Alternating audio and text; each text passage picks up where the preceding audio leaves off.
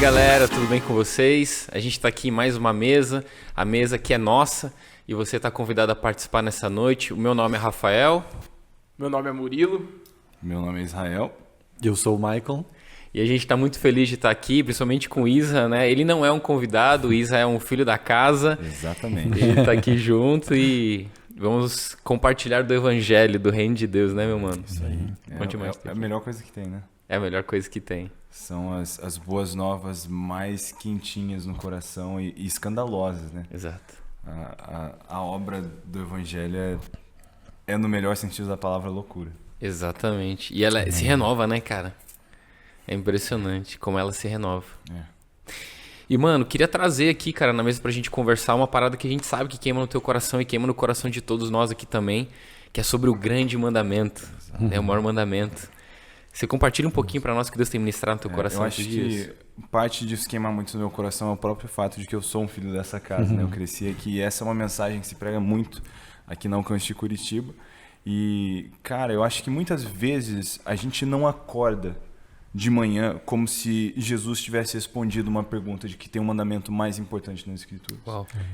Tipo, tem dias que a gente não acorda pensando nisso, né? E a própria palavra mandamento a gente vai levar muito a sério. O que é um mandamento? Tipo, cara, é uma ordem. Né? E a gente sabe que a linguagem de amor de Jesus é obediência. Se eu não me engano, João 14, 21, até bom checar. Ele diz que esses são os meus amigos, esses são aqueles que me amam, aqueles que obedecem o que eu digo. Então ele estabeleceu, a minha linguagem de amor é essa. Então, se eu não desejo obedecer, eu estou ferindo a principal linguagem de amor de Jesus que ele estabeleceu. Exatamente. Entendeu? Então, muitas vezes eu acho que a gente tem essa visão muito sensacionalista do que é viver grandes coisas com Deus, mas a gente despreza a consistência, a simplicidade de amar a Deus com praticidade no dia a dia. E é isso que ele quer. É verdade. Né? Se esse é um mandamento até interessante, o quão, na verdade, isso não é um mandamento, de certa forma, difícil. Claro que você agir dessa maneira muitas vezes é difícil, mas amar a Deus é simples, porque tudo que você precisa é olhar para Ele. Não tem outra resposta no nosso coração a não ser o amor. Mas eu acho muito interessante, cara, que Jesus respondeu, né? A gente tem esse episódio, uma das minhas narrativas preferidas, esse episódio ali de Marcos 12, no versículo 28, onde o escriba aparece. E o trabalho de um escriba, muitas vezes a gente não traz em contexto. O cara passava o dia lendo a Bíblia e reescrevendo a Bíblia. Era esse o trabalho do cara. Ele tinha um pergaminho aqui com a lei, outro pergaminho em branco. E ele copiava de letra por letra. Muitas vezes a técnica não era nem escrever a palavra e a próxima palavra. Ele ia primeira letra de cada palavra, depois segunda letra de cada palavra. Então, tipo, pensa em alguém que conhecia a lei. Então, essa pergunta desse cara veio muito quente, entendeu? E Jesus ter respondido, né? Esse é o maior mandamento. E citar ali Deuteronômio 6, ali do versículo 4. Né, que diz, ouça, ó Israel. Então, desde o Velho Testamento, chamar. Isso tinha sido, né, estabelecido. Chamar, ouça, ó Israel. O Senhor é seu Deus, seu único Deus. Então, portanto, ame o Senhor seu Deus com todo o seu coração, toda a sua alma e toda a sua força. E aí, esse mandamento continua com um mandamento junto ali, que é ensine isso aos seus filhos. Né? Fale disso quando você acordar, quando você for dormir. Basicamente, o mandamento de Deuteronômio é faça isso e fale sobre isso o tempo inteiro. Né? E esse falar sobre isso o tempo inteiro é muito forte. Porque isso começa a trazer para nós de novo a responsabilidade. Né? Começa a trazer para a gente o lembrete de que esse é o jeito que a gente deve viver a vida. Então Jesus falou, esse é o maior mandamento, e ele amarrou outro ali junto também, um mandamento conjunto, porque ele diz que o segundo é tão importante quanto o primeiro. Então eles não são, né, não é mandamento 1 e o 2 aqui, ele é um mandamento coeso, conjunto, que é amar o Senhor de todo o coração, alma e força, e amar o próximo como a mim mesmo. Então, eu acho que é interessante Jesus amarrou eles juntos, porque na verdade um me leva a fazer o outro. Né, eles caminham ali juntamente. Então, a gente tem que acordar de manhã pensando nisso. Cara, porque se tem um maior mandamento, a obediência desse maior mandamento é tipo um maior sucesso. Se eu consigo viver dessa maneira, né, tudo segue isso. Então, agora, muitas vezes tem essa dificuldade. Como que eu faço para amar Deus de todo o coração? E até antes da gente falar mais, assim, biblicamente desse tema, porque tem muitas coisas interessantes aqui, eu já queria mandar essa pergunta para vocês. Como que eu posso amar Deus de todo o coração na prática do dia a dia? Essa é uma boa pergunta, né? Cara, é muito engraçado, né? Porque isso, normalmente eu já vi tantas pessoas querendo levar esse amar ao próximo, tipo, para um universo totalmente paralelo, sendo que às vezes o amar ao próximo tá no quarto vizinho do teu, tá ligado? Exatamente. É o mais próximo que você tem. É o mais próximo é o próximo mais próximo. E, cara, e é muito engraçado isso, assim, sabe?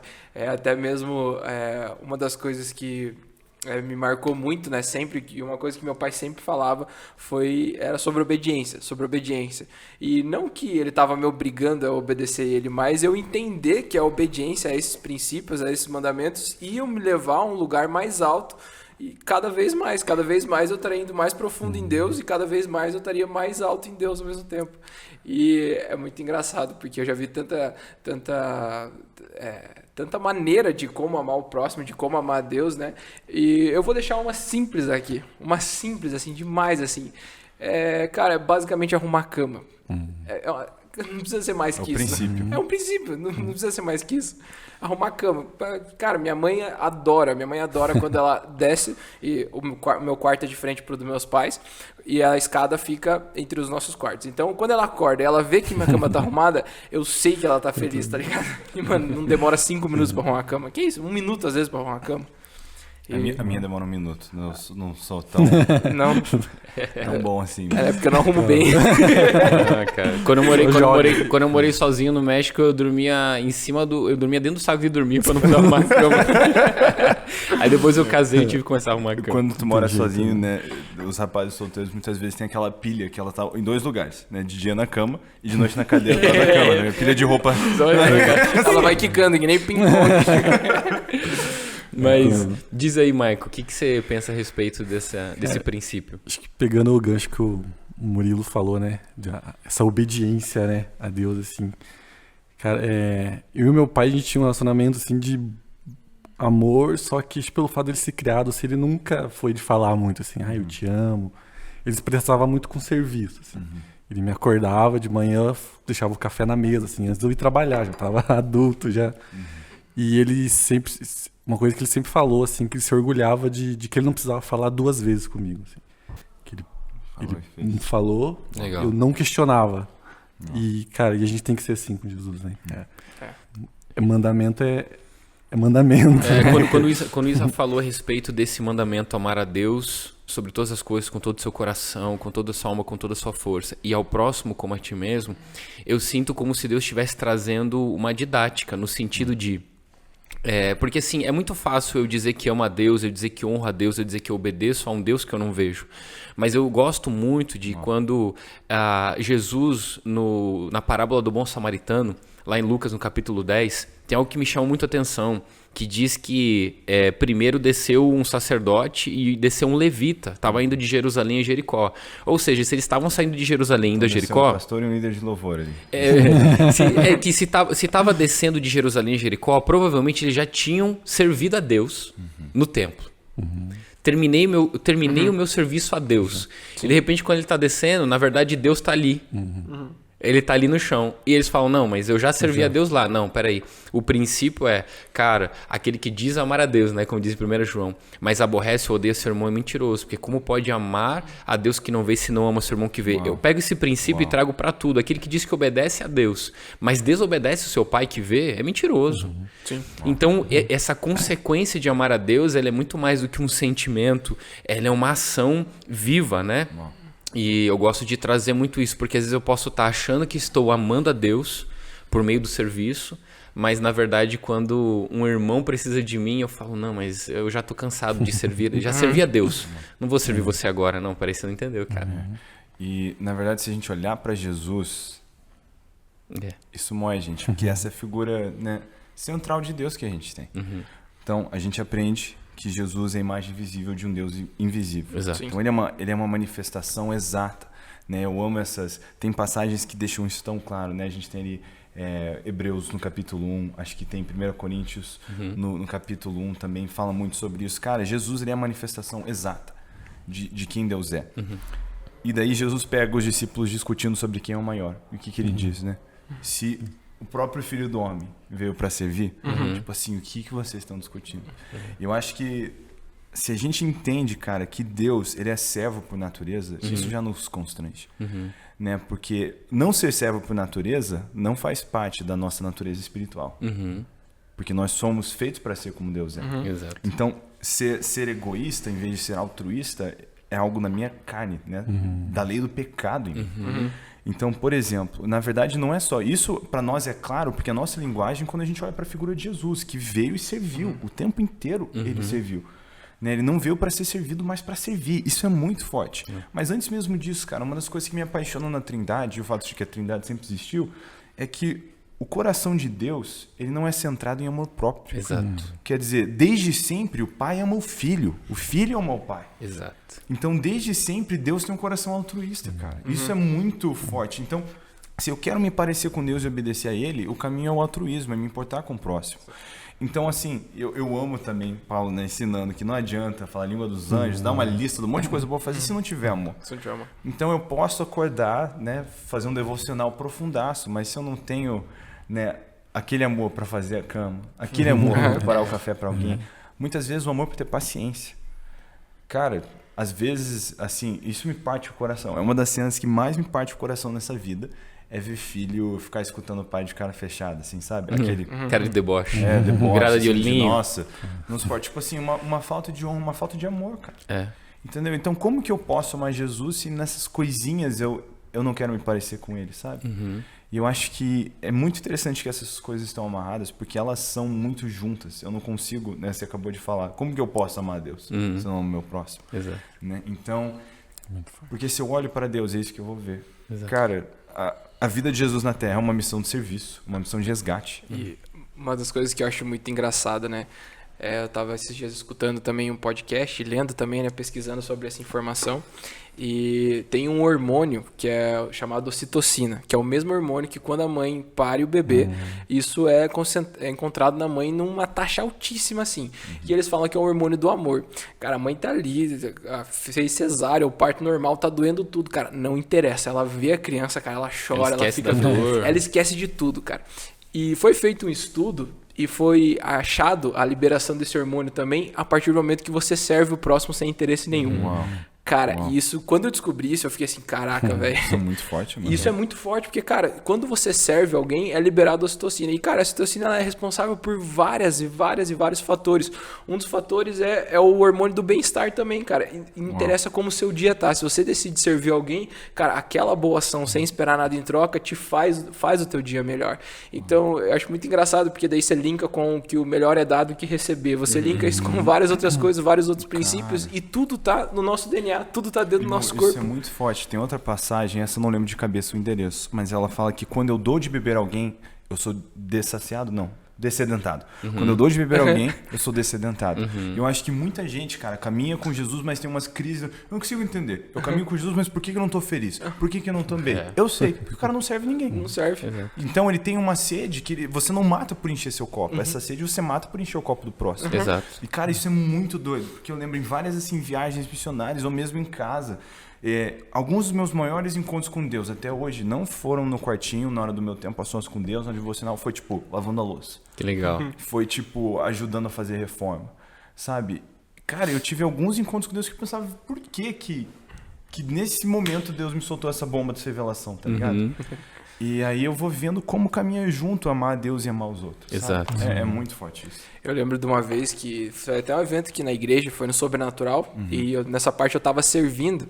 E, cara, eu tava passando aqui por trás do corredor, aqui do fundo aqui do palco, e naquele corredor correria, indo pegar alguma coisa, acho que indo pegar água e tal. Cara, de repente um pastor me parou, cara. Ele me parou, ele olhou pra mim, cara, e desceu, cara, uma profecia na minha vida, que foi algo que eu tava perguntando pra Deus faz tempo. E, cara, isso deu uma virada de chave na minha vida. E, assim, quantas vezes eu pude desfrutar, sabe, do amor de Deus servindo ao próximo, tá ligado? É que é algo que eu tô doando pra alguém, mas Deus parece... Porque toda vez que você libera suas mãos, você tá pronto pra receber, né? Eu gostaria de falar uma parada que o Isa trouxe nessa linha, que eu achei muito legal, que é mais ou menos assim. A gente falou sobre uma revelação do amor, que é o serviço. Que é o como. Como eu demonstro que amo? Servindo. Como eu sirvo a Deus? Servindo o próximo. Que é o que Jesus disse. Quem, ainda que der um copo de água desses pequeninos, me deu a mim. Né? Muitos naquele dia dirão, Senhor, em teu nome. Não. Eu tive fome e você me deu de comer. Eu tive sede e você me deu de beber. Quando fizemos isso? Quando você fez os meus pequeninos. Mas qual é legal o princípio disso? Depois o Isa falou não só o como, mas o porquê. Sim. Porque tem muita gente que pode servir, mas não está servindo por amor. Né? E o princípio de servir por amor, porque quando a gente olha Romanos no capítulo 13, quando ele vai fazer uma lista, eu acho muito interessante, porque essa lista que ele faz me fala do próprio Cristo. Então ele começa falando, ainda que eu fale a língua dos anjos e dos homens, ou seja, ainda que eu consiga reconectar céu e terra, porque só consegue haver reconciliação quando há diálogo. Terminou o diálogo, a guerra. Então eu tô falando, ainda que eu conseguisse reconectar céu e terra, ainda que eu conseguisse entregar meu corpo para ser queimado, ainda que eu desse tudo que eu tenho. Então ele tá falando a respeito de, você vai perceber que parece que é o sacrifício de Jesus. Se eu não tivesse amor, eu nada seria. Eu até faria, mas não seria. Sim. Porque o princípio do que o evangelho veio nos tornar é ressignificar uma identidade. E serviço não é o que eu faço, servo é aquilo que eu sou. Porque se serviço é um comportamento momentâneo, então a partir do momento em que eu deixei de servir, agora não é mais minha responsabilidade. Então eu vejo uma parada no chão e falo, cara, não tô no meu horário de serviço. Não, eu sou um servo. Então eu saí da minha obrigação, deixei o crachazinho lá, né? Eu vou juntar. Por quê? Porque eu entendi que eu não deixo de ser servo. É uma identidade, não é um comportamento. E às vezes a gente trata como comportamento, mas eu gosto. E eu queria passar pro Michael, porque assim, uma das maiores características de alguém que está servindo por amor, porque alguém pode servir e não amar, mas é impossível amar e não servir. Uma das características que eu vejo é quando o cara serve sem receber nada em troca. Ou sem esperar receber nada em troca. E quando eu olho pro Michael, eu vejo isso. Porque o Michael, cara, ele serve no louvor, ele serve na integração, ele serve no curso de noivos. No curso de noivos. Ele serve no podcast. A Integra já foi? Integra já Alcance foi. Jovem. No Alcance Jovem. Cara, ele nunca espera nada em troca, né? Fala pra gente, cara, esse coração que você tem. Dentro do Michael falar, vou dar um exemplo. Cara, Manda. acabou o Origem, conferência agora que a gente teve. Acabou a Origem, liberei toda a equipe, beleza. Cara, o Michael e a Elaine lá perguntando se precisava mais de alguma coisa, tá ligado? Liberados, tá ligado? E isso que fala sobre o coração de servir, é isso. Tipo, não precisa fazer mais nada, mas estamos aqui pra ajudar. O que precisa ser feito? Tipo, não precisa fazer mais nada, não, mas estamos aqui pra ajudar. O que precisa ser feito? Esse é o coração. Amém, cara. Acho que isso a gente tem visto muito aqui na igreja, né? Acho que é um DNA nosso aqui, é uma igreja que serve mesmo, assim. E, cara, quando eu e a Elaine viemos pra igreja, assim, a gente tava numa fase muito conturbada da vida. Quase se separando, assim. A gente era recém-casado. Aconteceu várias coisas. A gente tava... Era a nossa última cartada. A última chance que a gente tava se dando.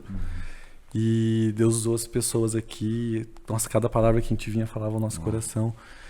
E, cara, a gente foi invadido por um amor de Deus, assim, tão grande que, cara, não tem como a gente...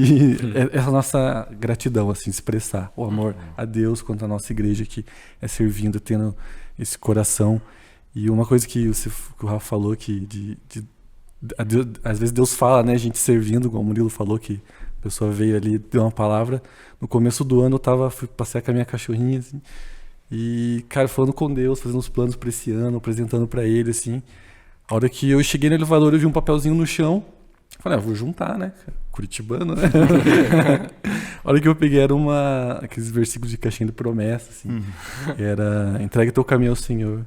Tudo foi, confia nele, mas ele fala. Cara, aquilo veio invadindo meu coração. E eu sinto que é o que Deus tem me falado durante todo esse ano, assim. Entrega e confia. Uau. Que eu vou estar...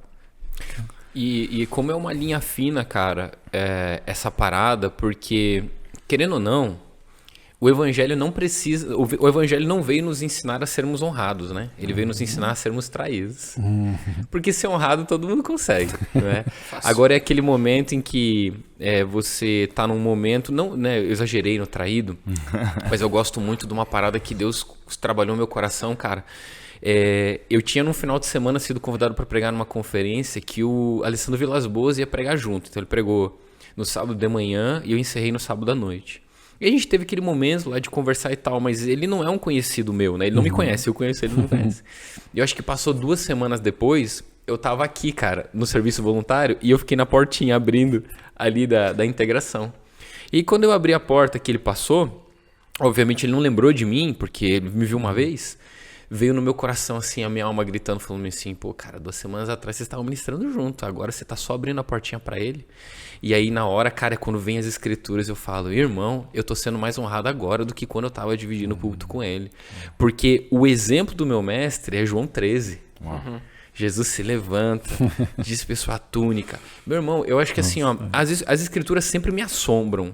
Mas João 13, cara, pega meu coração de um jeito que eu imaginando essa cena, cara, É fora de sério, né, cara, Jesus fazendo isso. Essa é uma boa palavra que as escrituras me assombram. Né? Na verdade, cara, isso é tão chave, porque até, né, no fato de... Uma das respostas práticas, como eu posso amar Deus todo dia, cara, a palavra é lâmpada para os meus pés, né, luz para o meu caminho.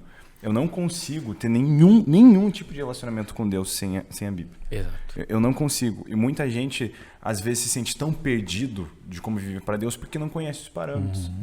Não tem a luz para os pés, não tem, né, a lâmpada para o caminho. Então é muito importante. Eu amo essa palavra, assombrado. Porque, né, se o cara tá crente, se ele tá firme, se ele tá devorando a Bíblia, ele é assombrado. Tem coisa que ele vai fazer. Meu devocional de manhã falando sobre isso. Cara, não sei quantas vezes eu encontro coisas do meu devocional de manhã, no meio do dia. Eu falo, eu fui avisado, entendeu? Cara, a Bíblia é sobrenatural. Isso é muito, muito sério, cara. Eu acho que, assim, não tem ninguém que pode dizer eu quero ouvir Deus se ele não tá metendo a cara na Bíblia. Todos que buscam a voz de Deus vão buscar ela onde ela já está, né? A voz de Deus está escrita para nós. É isso aí. Então, eu acho que é o primeiro lugar, né, que a gente deve buscar isso. Porque as escrituras falam a respeito dele. Então, assim, é igual eu dizer, cara, eu amo a Maressa. Aí o Issa me convida pra jantar na casa dele e fala, Rafa, o que a Maressa gosta de comer? Eu vou fazer 8 anos de casado. Aí eu digo, não sei. Ô, Rafa, mas... mas ela tem uma coisa que ela não gosta. Ih, cara, também não sei. Ela é alérgica a alguma coisa? Ela é alérgica? Ih, cara, não sei. Eu falei assim, ué, mano, tá casado com ela mesma? Porque eu acho que uma das demonstrações de que eu amo alguém é eu conhecer profundamente o coração, os desejos, os anseios. E, Rafa, tem um grande problema aqui. Se a linguagem de amor de Jesus é obediência, olha aí. como é que eu vou obedecer o que eu não sei? Como é que eu posso viver de acordo com o que agrada a Deus se eu não conheço o que agrada a Deus? Exatamente. Então, cara, a Bíblia, assim, nossa... Cara, de verdade, não existe nada igual. Porque nós temos aqui uma narrativa unificada, um tema principal de começo a fim, e essa é a minha parte favorita, através de estilos literários diferentes. Quer dizer, Deus escolheu falar com a gente, né, através de narrativa histórica. Nós temos poemas, canções, a gente tem correspondência perdida dos outros aí, né, tem contabilidade. Mas tudo isso, cara, em cada respectivo estilo, fala para nós de uma narrativa de criação e redenção, e a gente conhece a Deus ali. Né? Mesmo que hoje, mesmo que a gente não pode conhecer Deus plenamente, né? Hoje o vemos como por um espelho, né? Um dia a gente vai conhecer ele face a face, eu consigo conhecer ele verdadeiramente, cara. Toda verdade que eu aprendo sobre Deus na Bíblia é uma verdade sobre Deus. Então, essa é uma das bons jeitos práticos, porque se você ama alguém, você deseja conhecer essa pessoa melhor. Certeza. Eu acho que, na verdade, um dos bons exemplos sobre o que é amar, assim, e o que o amor faz, é quando você pega aquele casal, assim, que, né, tá apaixonadíssimo, assim, alguém que acabou de começar um relacionamento, e você vê, cara, os sacrifícios que são feitos, os desdobramentos, e aquela vontade de conhecer mais, e as horas no telefone e tal. Cara, é isso que é amor, sabe? E quando um casal, assim, tá apaixonadão, não existe barreira para você aprender a falar a língua de amor, mesmo que você não saiba. Né? Cara, beleza, errou, não era essa surpresa, na próxima você faz melhor, sabe? Então, se você não busca conhecer a Deus, eu acho que é impossível cumprir esse mandamento alheio das Escrituras. Inclusive, um dos jeitos práticos de amar a Deus todo dia, né? Porque tudo que você precisa para amar a Deus é ver ele. É sério, não tem outra resposta. Exatamente. Então, por que a verdade liberta? Cara, porque a verdade é. Então a verdade liberta porque não é uma montanha que eu não posso mover ou colocar no meu bolso ou contorcer ou desdobrar. Ela é imovível, entendeu? Sim. Então é por isso que ela é libertadora. Então, cara, ver a Deus é isso, é ver a verdade, é libertador. E a minha resposta vai ser amor, porque Deus é apaixonante. Então, um dos jeitos mais simples de amar a Deus todo dia, né? Porque tudo que eu preciso para amar a Deus a minha vida toda é amar a Deus hoje. Sim. É tudo que eu preciso saber como fazer. Exato. Cara, gastar aquele tempinho para conhecer Deus melhor é um passo gigantesco. Você vai descobrindo mais sobre o caráter de Deus, mais sobre o que Ele deseja, mais sobre como você pode obedecer a Ele e mais sobre como você pode amar o próximo. Porque os exemplos estão ali. Então, é quase revoltante. Vocês todos aqui trabalham com pessoas, vocês sabem como é revoltante, né? O cara que chega e diz, cara, eu tô no silêncio de Deus, eu não sei o que Deus quer que eu faça na minha vida. Tipo, brother, Deus já falou o que Ele quer que você faça na vida dele. Tá ali, você tem mandamentos para obedecer. E tem muita gente que não entende a diferença entre chamado e mandamento. Né? Tem coisas que nós somos chamados para fazer individualmente. Mas mandamento não é uma opção. Não é, você foi chamado para obedecer os mandamentos. Não, todo mundo foi chamado para obedecer os mandamentos. Então me dói o coração ver gente em crise e eu não sei o que fazer. se o cara não tá levando a sério obedecer o que Deus já mandou ele fazer. Quer dizer, se Cristo é Senhor da minha vida, ele tem toda a autoridade nos céus e na terra, e debaixo de toda a autoridade nos céus e na terra, ele me manda obedecer a grande comissão. Cara, não é uma opção para mim. Quem anda com Jesus tem que viver em prol disso. É verdade. Então todo o resto é resto. Né? Se nós temos esse mandamento de pregar o evangelho, tipo, ninguém é chamado a pregar. Talvez alguém é chamado para pregar de púlpito, mas todo mundo é chamado para pregar o evangelho. Exato. Então é muito alheio essa realidade que a gente fica, eu quero ouvir Deus, eu quero entender, se eu não estou buscando onde ele já está. Entendeu? É igual você falou esse negócio da Maria, com essa questão de chamado e propósito, tem um exemplo que eu gosto também que é semelhante. Que é se eu falasse para você, cara, meu sonho é ser advogado. Aí você fala, nossa, que da hora, você estuda direito? Eu digo, não. Não, mas você trabalha com alguém que trabalha com direito? Não. Mas você assiste umas aulas no YouTube? Não. Pelo menos o seriado de advogado Law and Order você assiste, né? Não. Aí você olhava e fala, tu é uma fraude. Você não quer. Seu sonho não é ser um advogado. Você não tá nem aí pra isso. Por quê? Por mais que eu diga, meu sonho é ser advogado, cara, minhas atitudes não estão refletindo isso. Exato. Elas não refletem o desejo de alguém de se tornar um advogado. Sim. E o que Jesus falou? Que nós somos conhecidos pelos nossos frutos. Não é o que a gente fala. É o que a gente faz. Tanto que a grande comissão dele reportada em Atos é que nós vamos ser suas testemunhas, não dar o testemunho. Né? Você falou, a gente não serve, nós somos servos. Né? E o serviço é um dos jeitos que a gente compartilha essas boas novas. Né? Então, cara, é quem eu sou. E é muito essencial que eu entenda isso. Cara, se Deus falou, é desse jeito que tem que ser. Então, né, muita gente vive alheio, mas procurando algo que já está ali, já tá ali na cara. Exato, e eu acho que, às vezes, uma das dificuldades da nossa geração, nessa questão de porque você entrou, você veio para um tema de falar assim, é uma confusão de propósito, de chamado, e o cara quer tudo, e só que já está escrito muitas coisas antes. Então eu gosto muito de um princípio, né? E a gente precisa entender com o coração puro. Numa frase que eu ouvi uma vez e no começo me chocou, e depois, quando foi explicado, eu falei, faz sentido. E a frase dizia, o ID não é para todos. Eu assim, como assim o ID não é para todos? Não, o ID é só para aqueles que passaram pela escola do mestre. Uau. Jesus reúne eles lá no finalzinho, capítulo 28, e diz, portanto, ide. O que significa, portanto? Todos os 28 capítulos anteriores. Então, assim, irmão, a gente quer receber um direcionamento de Cristo antes de ter tempo com ele. Olha. Os caras andaram 3 anos com ele. Depois de 3 anos, passando pela escola do mestre, agora vocês vão. Então, eu acho que, às vezes, a gente quer o final do filme, quando, na verdade, a gente não passou pelo processo. E nesse ainda tema de praticidade, Mateus todo dia, pegando o gancho do direito, né? Ao mesmo tempo que é fácil pensar que eu amo alguém invisível, também tem um lado difícil, né? De amar alguém que eu não vejo, que eu não toco todo dia, diferente do meu próximo. É que muitas vezes eu posso estar achando, dizendo, cara, não, eu amo o Senhor. Mas será que meu dia a dia reflete isso? Nossa. Se eu digo que eu amo a Deus, mas não busco passar tempo com Ele, cara, será que eu amo a Deus de verdade? Então, eu acho que o melhor jeito da gente se autoavaliar é olhar para os frutos. Olhe para o meu dia. Cara, se o meu dia hoje, e de novo, eu só vivo no hoje, se eu não amo Deus hoje, no meu dia corrido de semana, eu não estou amando Deus, entendeu? Sim. Hoje é tudo que eu tenho. Então, a gente olhar para hoje e falar, cara, eu gastei tempo com Deus, eu pensei em Deus, sabe, é um grande jeito de se autoavaliar se eu estou obedecendo esse mandamento. Eu vi uma frase, né, que tem gente buscando o novo de Deus todo dia, sendo que o novo para ele é fazer o antigo. Tá ligado? Muito bom. Tem gente buscando a Deus, o que você quer que eu faça agora? O que eu faço agora? Mas o cara não faz, o novo para ele é fazer o antigo. Ele simplesmente tá ali naquele, no vamos dizer aqui, o arroz com feijão, que dá sustância, que supre, que cresce, que fortalece. Cara, é muito profundo isso, assim, sabe? E, cara, quantas vezes na minha vida eu já me peguei diversas vezes já querendo buscar o novo de Deus sem fazer o antigo. Tipo, querendo avançar, Deus, qual é o próximo passo pra mim? Qual é o próximo passo pra mim? Cara, o próximo passo pra você é ficar mais profundo do que você já tá. É o próximo passo. É aí que o crente se costa, né? Porque às vezes obedecer a Deus não é um negócio de um dia. Às vezes obedecer a Deus é um negócio de 2 anos, 3, 4, Sim. 5. Ou 100, como Noé. Exato. Uma coisa interessante que eu ouvi de um pastor uma vez, que ele falou, cara, você já parou pra pensar que Deus fez com que Noé construísse uma parada durante 100 anos, aproximadamente 1 século, pra usar, na verdade, 1 ano. E às vezes, na nossa ansiedade, na nossa juventude, a gente quer que Deus nos construa em 1 ano para que a gente use 100. Então, eu acho que essa parada de tempo, né, de permanecer... É uma parada difícil, porque, na verdade, o que você mais precisa para obedecer é a confiança. Se eu perguntar para você, você falou que uma das coisas que seu pai te elogiava, que ele falava uma vez você fazia. Por que você fazia? Confiança. Você confiava no seu pai, certo? Eu acho que muitas vezes a gente não percebe, né? Porque a gente sempre pensa que a gente é bonzinho, né? Eu tenho um bom desejo, tipo assim. Mas a gente tem que se denunciar pelos nossos próprios frutos, né? Então, assim, muitas vezes, cara, por que eu tô tendo dificuldade de obedecer o que Deus falou? É porque eu não tô confiando no projeto dele.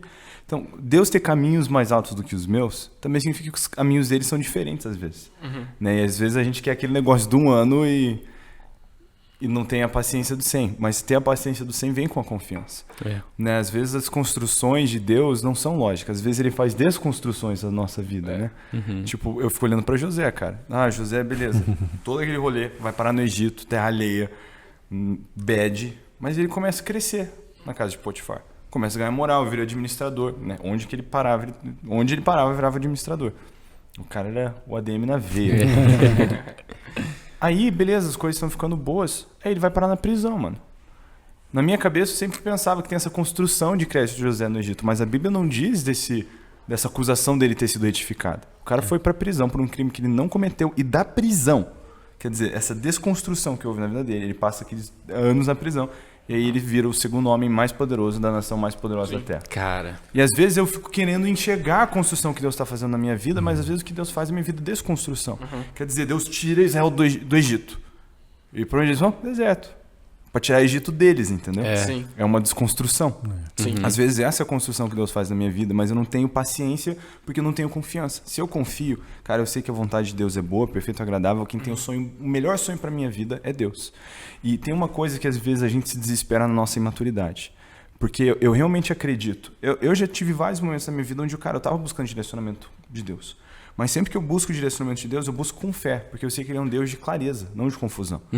Mas qual que é a nossa dor às vezes? Às vezes, no fundo, a gente sabe, com certeza, o que Deus quer. A gente só não tem clareza do porquê. E a gente se coça, porque Deus, mas quanto tempo que é para fazer isso? É para fazer 1 ano? É para fazer 5? É para fazer 10? Aí a gente começa a se desesperar. Mas, cara, se eu amo a Deus, se eu confio nele, eu vou ter que obedecer. Uau! E, cara, isso que você tá falando vem no meu coração como uma flecha, de que os nossos porquês nem sempre vão ser respondidos. Cara, todos os porquês de Jó, Deus não respondeu nenhum. O simples fato de ele ver Deus foi suficiente. Eu acho que essa parada que você disse de confiança, que é a base central do amor. Eu não posso amar em alguém que eu não confio.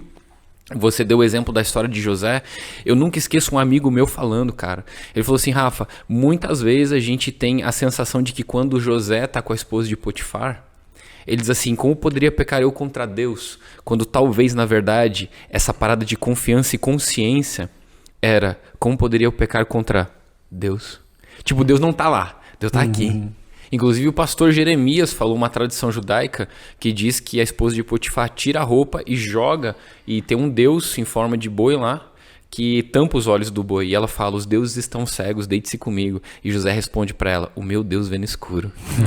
Tipo, essa consciência de Deus e essa confiança de que aquilo que ele aprendeu, a obediência dele ia servir para alguma coisa. Cara, sabe uma coisa que me assombra no amor de José, no exemplo que você deu?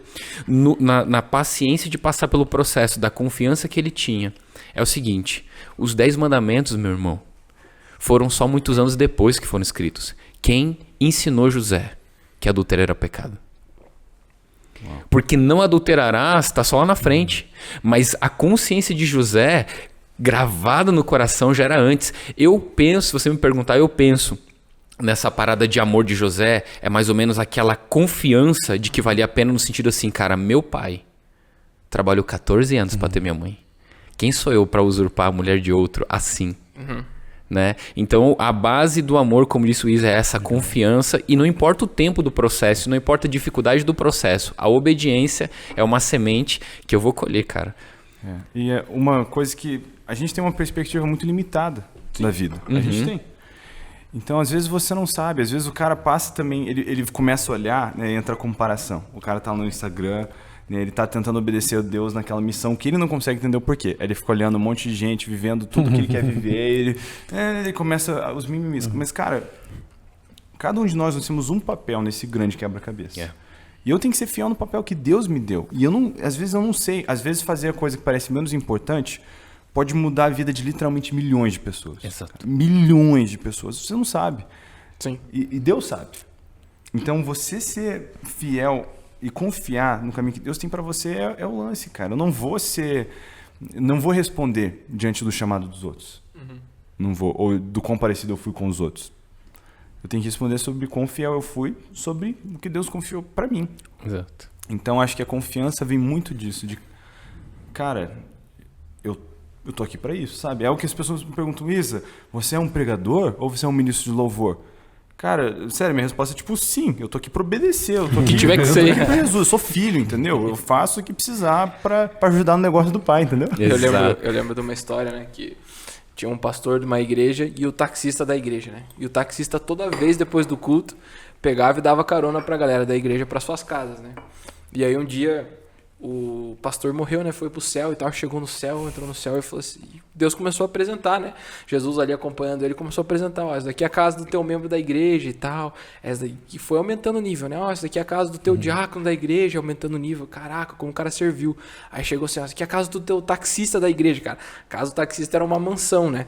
Aí o pastor pensou assim, caraca, como que vai ser a minha, né? Aí, de repente, viu que chegou na casinha dele, uma casinha mais simples. Uma kitnet. Aí uma kitnetzinha no céu. Aí ele perguntou, Jesus, mas por que isso? Aí Jesus olhou pra ele e falou assim, cara, porque no teu culto as pessoas dormiam, mas já na carona do taxista ia todo mundo acordado, porque o cara era um barbeiro. E às vezes, mano, o propósito do taxista era fazer as pessoas orar sendo um barbeiro. Aumentou a intimidade da galera com Deus pelo meio. Com Deus, tá ligado? O cara teve que confiar, pegando o caminho do taxista. Mas assim, é claro que é uma história figurativa, só de brincadeira, mas assim, pra entender que independente qual é o seu chamado, que uma das coisas que o Mário Bento pregou no nosso Consciência Jovem um tempo atrás, e ele falou assim, cara, o que é mais espiritual, tá ligado? Eu tá aqui falando nesse microfone ou há 3 anos atrás eu tá limpando o banheiro? Tipo, o que é mais espiritual que isso? Cara, Nossa, cara, isso pega meu coração de um jeito, sabe, mano? E depois eu queria passar pro Michael compartilhar um pouco, mas cara, ô Isa, essa palavra que tu falou de sombra, eu sou um cara que o evangelho me empolga, cara. E desde que eu era pequeno, cara, e toda vez que eu percebo que eu tô perdendo a sensibilidade, eu vou chorar na presença de Deus, porque tem que continuar me empolgando. Mas uma das histórias que mais me empolga, a gente tá falando a respeito de comparação, no serviço, no amor pro Deus, na expressão, nessa recompensa que vem só dele, que a gente hoje não sabe o quão vai ser incrível. Mas uma parada que chama meu coração é uma dos maiores eventos do Antigo Testamento, que foi a condenação de Jezabel, que matava profetas. Quem ungiu Jeú para fazer essa limpa foi um jovem filho do profeta que nem o nome dele está escrito na Bíblia. A única coisa que a gente sabe é que cavalgava como um louco. Vem um menino que cavalga igual um louco aí, correndo, desesperado. Outro barbeiro. Entrou aí, puxou Jeú, ungiu ele. Quem é esse menino? A gente não sabe o nome. Mas ele mudou a história de uma nação, irmão. E é impressionante isso, né? É demais. É incrível. Tem na minha célula, meu discípulo Lelton Schack. Uhum. Ele e a esposa dele, a Kátia, são um coração de servo, assim, que é incrível, né? E eles estão testemunhando na célula, assim, que ele começou a servir e ele estava no banheiro lá. E ele falou assim, cara, eu vou fazer esse banheiro aqui, a pessoa ter prazer de vir aqui. Como se fosse o banheiro da casa dela, assim, limpíssimo. E, cara, e a gente vê, assim, Deus honrando a vida deles incrivelmente. Cara, e como é lindo, né? E eu tenho pensado muito nisso esses últimos tempos, assim, cara, de quão privilegiado nós somos em servir. Uau. Como Jesus tem os anjos que podiam dar o perfeito louvor, tudo. Nossa, tudo. Né, cara? Mas ele conta com a gente, apesar de nós, né? ele gosta de ouvir minha voz, taquara rachada, cantando no banheiro. Na verdade, mano, se você para pra pensar, a gente não tem mais nada pra dar pra Deus. Exato. A não ser a obediência e o amor voluntário. Exatamente. Na verdade, eu acredito, de certa forma, simplista, né? Tipo, é sobre simplificar isso. Mas eu acredito que esse é o propósito do livre-arbítrio. É que eu possa tomar uma decisão voluntária. Essa é a única coisa que eu posso dar pra Deus. Riqueza, Deus pode, ele tem tudo, ele pode criar o que ele quiser. Tipo, o que eu posso acrescentar pra Deus? A única coisa é o que ele me deu controle sobre. O que ele me deu controle sobre é esse decisão de obedecer ou não obedecer, de amar ou não amar. Cara, isso é tudo que eu posso dar pra Deus, mano. E entrando nessa pegada de intensidade, de excelência, de, nossa, eu vou limpar como se fosse pra Jesus usar esse banheiro, né, o coração. Na verdade, isso é outro jeito prático da gente obedecer esse grande mandamento. Tanto, né, de amar o Senhor como amar o próximo. É fazer as coisas como se fosse para Deus. Né? Esse não é um tema estranho. Né? A gente vê Colossenses 3:23, né? Tudo que você fizer, faça como para o Senhor, não para os homens. E com toda. Com toda. Então, 1 Coríntios também fala, né, que quer comais, quer bebais, façais isso para a glória de Deus. Então, por que a gente tem que fazer essas coisas para a glória de Deus? Por que é importante saber disso? Cara, porque pensa nisso, isso é muito legal. Olha, essa pessoa, na verdade, que você acabou de dar o exemplo, cara, eu preciso me converter, ser mais parecido com essa pessoa, porque olha o coração. Eu quero que a pessoa entre nesse ambiente e sinta prazer nisso. Pensa nisso, tipo, se Jesus fosse usar o banheiro da sua casa, como você limparia? Isso, cara. Mas quando é o teu brother, por que você faz diferente? Tá nem aí? Mas é uma parada, então você pode olhar para as coisas da vida dessa maneira. Cara, se Jesus fosse o meu chefe, como que eu ia trabalhar? Legal essa dica. Não é dica, velho, o que a Bíblia ensinou. Que eu tenho que fazer tudo, outro mandamento. Tudo que eu tenho que fazer é como se fosse para o Senhor. Cara, isso é um desafio. De verdade, isso é uma das minhas maiores lutas. Porque às vezes é muito fácil você perder o ânimo, cara. Sim. Até mesmo trabalhando na igreja, pô, às vezes você tá cansado, tá ligado? Sim. E é meio fácil, às vezes, tipo, você ser tentado a empurrar algo com a barriga, tá ligado? Esse é um desafio grande que eu tenho. É algo assim que eu realmente oro sempre. Eu peço, Senhor, me ajuda. Eu preciso muito crescer nisso, trabalhar nisso, porque às vezes eu me pego meio cansado, né, fazendo as coisas assim. Tipo, sendo sincero, mas é muito bom, na verdade, um grande jeito de você crescer é quando você se percebe fazer essas coisas, cara, orar. Tipo, pô, Senhor, eu quero ser mais parecido com você. Me ajuda a fazer isso. É isso. Deus sabe, faço isso o tempo inteiro. Então, cara, é muito interessante isso. Inclusive, é interessante que em Deuteronômio 6, ali, naquela passagem ali do versículo 4 em diante, né, fala de amar o Senhor com todo o coração, fala de amar de toda a alma e de toda a força. É muito legal ali que o coração é lebab, no hebraico, fala do homem interior. A alma é nefesh, fala do lugar das emoções.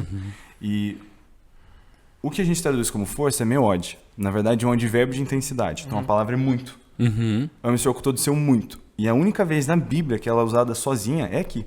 Uau. Eu chequei, não tem nenhum outro lugar na Bíblia que ela é usada sozinha, só aqui. Então, por exemplo, ela é sempre usada com alguma coisa. Gênesis 1:31, né, fala que Deus olhou para o que ele criou e viu que era meod bom, que era muito bom. Quando Caim se zanga com Abel, fala que ele ficou meod muito zangado.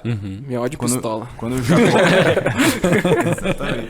Quando Jacó prospera na terra do sogro dele, a Bíblia diz que ficou meod rico. Muito, muito rico, né? Tipo, pô, só falar que o cara é rico não é o suficiente. É muito rico. Então...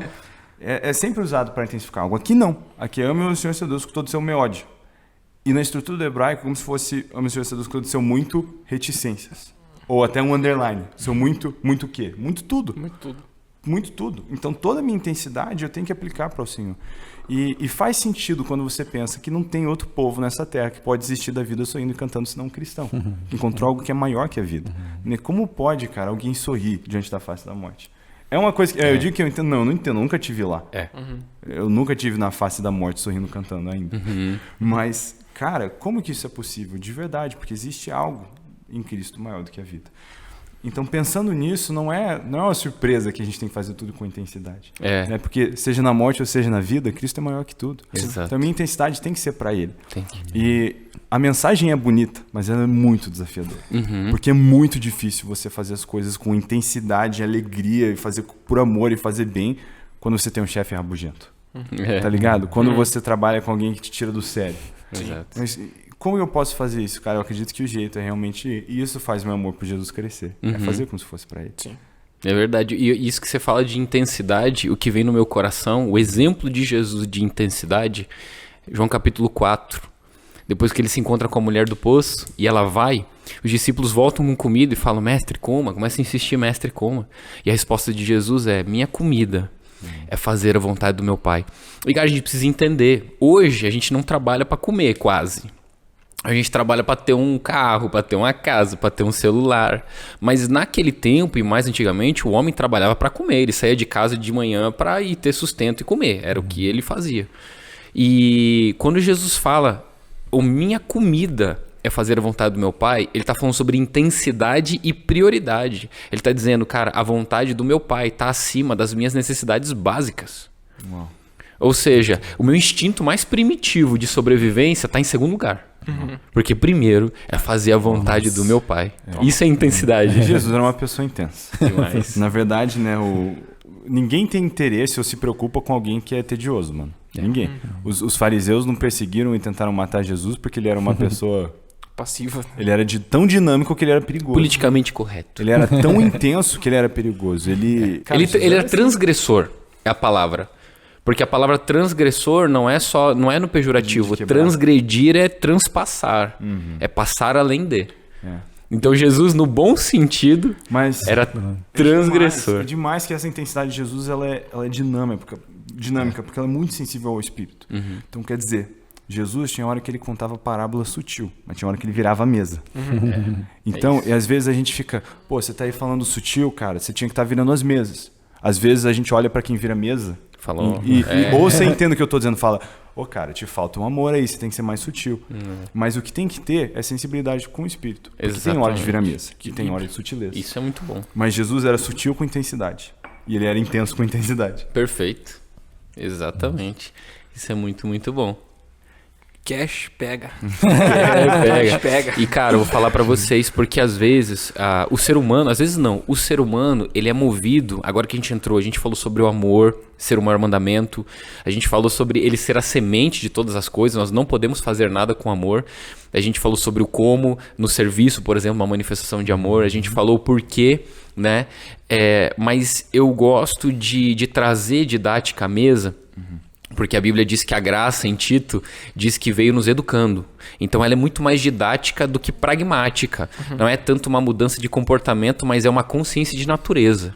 Então, não só o jovem, todo ser humano é movido por recompensa. Eu gostaria que a gente fosse caminhando aí, porque às vezes me pergunta, Rafa, mas por que eu tenho que fazer isso? Se eu falo, cara, porque te faz mais parecido com Jesus...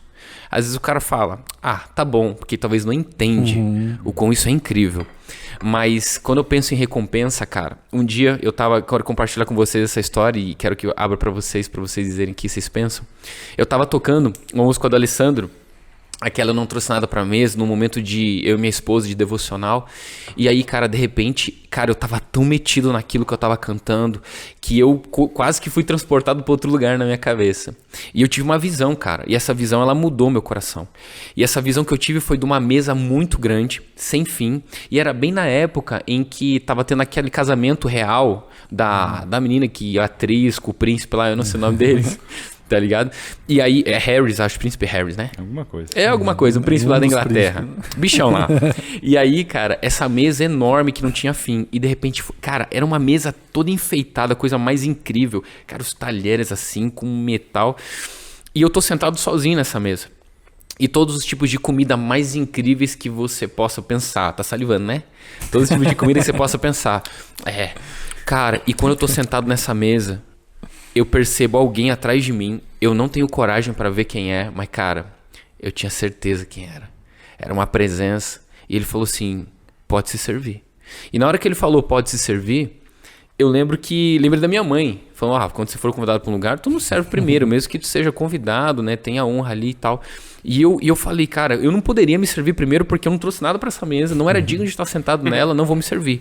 Peguei o prato dele, disse, deixa que eu te sirvo. No momento que eu faço isso, ele pega meu prato, e ele diz, não, deixa que eu te sirva. Eu digo, não, deixa que eu te sirva. Não, deixa que eu te sirva. E começou o embate de quem serve quem. E de repente toda a mesa ficou repleta da mesma pessoa. E um pegava os seus... E da mesma pessoa, me lembrei do quê?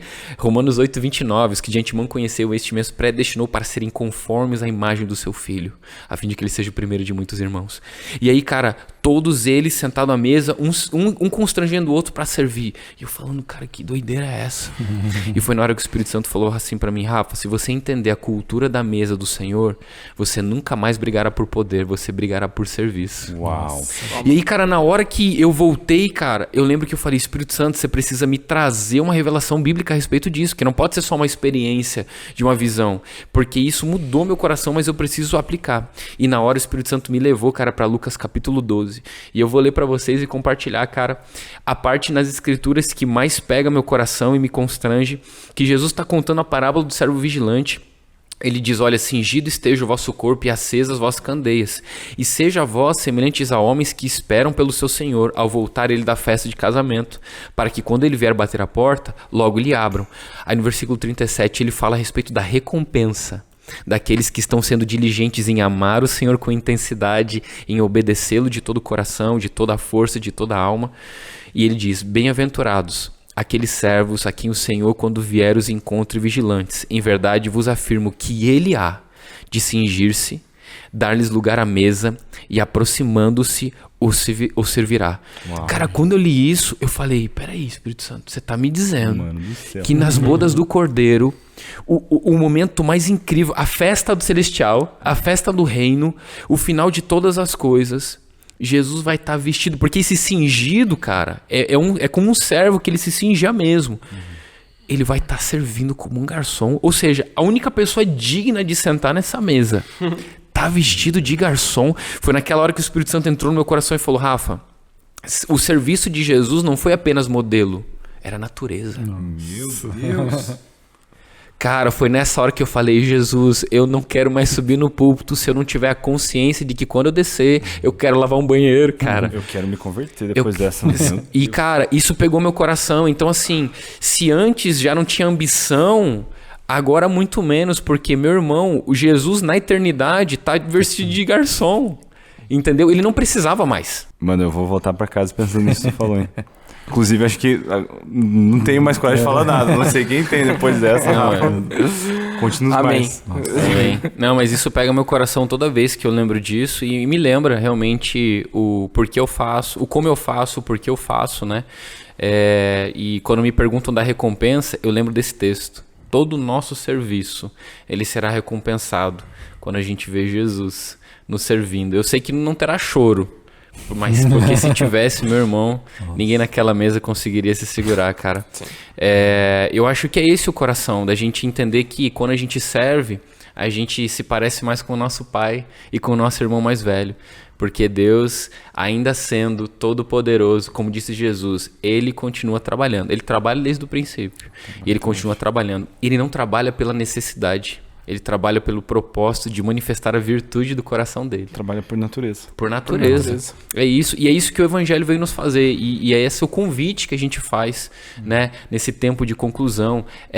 Aquele que está sem servir, por algum motivo, que entende a urgência de você manifestar o amor de Deus por meio do serviço, né, por meio de, como o Isa falou, cara, conhecendo as escrituras, né, você não pode amar quem você não conhece, sendo intenso, fazendo para Jesus, né, para ele, e você que serve, que você recalcule rota no seu coração, faça essa análise do alto, né, e pergunte, Espírito Santo, eu tenho feito pela motivação correta, eu quero ser reconhecido ou eu quero que você se torne conhecido através do meu serviço, né? Cara, essa foi a deixa de Jesus, né? Aquele que almeja ser grande no reino dos céus, que torne-se servo. Exato. Porque essa é a natureza do céu. Exato.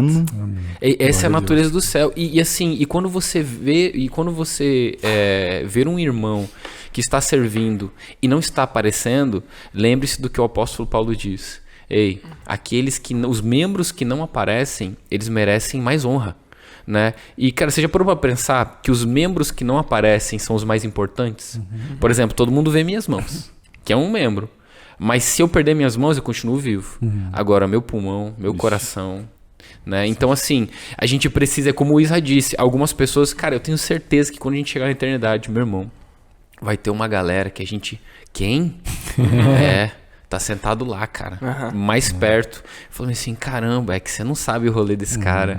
Você entendeu? Foi de todo o coração, ele me amou de todo o coração, ele me amou com toda a força, com toda a alma, ele amou com tudo. E eu acho que é esse o convite final que a gente deve fazer.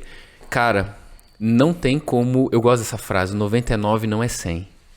Não há como amá-lo 99, né? A gente sabe e repete várias vezes a história do jovem rico, Que a Bíblia diz nos evangelhos que ele corre, se lança. Eu sempre digo, não faltou sinceridade, né? Não faltou nem vontade. Não. O que faltou foi total entrega. Ele diz, né, que eu tenho que fazer para herdar. E aí Jesus fala, obedece os mandamentos. Ele pergunta quais. Porque se ele obedecesse todos, ele não perguntava quais. Concorda? Porque ele quer saber como é que ele tá ali na fila do pão. Entendeu? Aí Jesus fala para ele alguns. Aí ele diz, esses aí, tô em dia. Aí Jesus fala, te falta uma coisa. Qual? O maior. E cara, sabe o que é interessante nesse episódio? Por que ele foi perguntar para Jesus o que faltava? Ele sabia que estava faltando alguma coisa. Exato. Ele tinha uma sede Sim. que ele não conseguia preencher. Que eu não conseguia saciar. E que sede é essa? De novo, eu acho que volta para aquilo, cara. Quando eu dou de beber a alguém, Exato. eu sou descedentado. Exato. E Jesus vê isso, cara. Jesus mandou você falar isso. Isso aí tá em dia, Jesus. Tipo assim, eu acho que às vezes a gente vilaniza algumas pessoas que não são necessariamente vilanizadas. Obviamente o exemplo dele não é um a ser seguido, mas tem coisas ali que você falou, não faltou a sinceridade. Exatamente. Não faltou a entrega. Né? Eu vejo nisso aqui a figura de alguém que estava tentando. Exato. Mas obviamente o coração dele não estava em dia. Não. Ele tava Exatamente. preso. Precisa. E eu gosto muito que o Evangelho diz, e foi-se triste.